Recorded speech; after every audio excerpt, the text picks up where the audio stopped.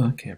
Hi, I would like to show you today how to use one of the apps deployed in COVID Radar 24. So on the front page of covidradar24.org, you click on Data Apps, and it will take you to the page where we deploy all of the COVID-19 data applications. And I would be interested today to show comparison app. This app can be used to compare between any kind of countries, states, or any geographic territory in the world. Okay. So this app is launched. It's by default launched on one example in Algeria, but I want to here, let's say, compare the situation between one country and one state. Let's say I want to compare between the situation in the United Kingdom and one state in the United States, let's say Connecticut.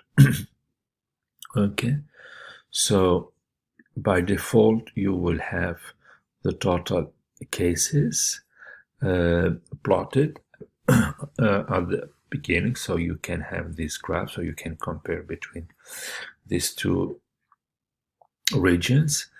You can then download the data, and you have different formats, so SVG, PNG, or the graph first, and you can download the data in a CSV format. So you can zoom in like I'm doing here, so from July, and you can go back to the original situation by clicking on the house. Okay, so what do you have here? So you have the total cases. You can pick cases, you can pick death too. So this is the number of death. You can draw the daily cases actually. Okay, so the daily cases in Connecticut and the United Kingdom.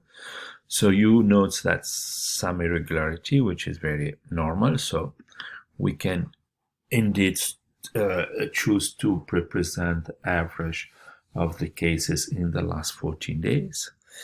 Of course, the main problem here that the Connecticut and United Kingdom have different population size. So I can standardize this by telling I want to make the graph by considering them both with the same population size as the United Kingdom. So here the graph will be completely changed, and you can see that the Connecticut situation was almost very similar if the Connecticut have the same population size of the United Kingdom. Okay, so you can use the log scale tool to represent that. So it tells you about the speed of the growth of the contamination. So then you can, of course, choose the death. Okay, and you see here, you can have a little bit, you can choose also to make a smoother using moving average models. Let's say here I'm using the moving average with order equal to 7. Okay, that's it. Thank you very much.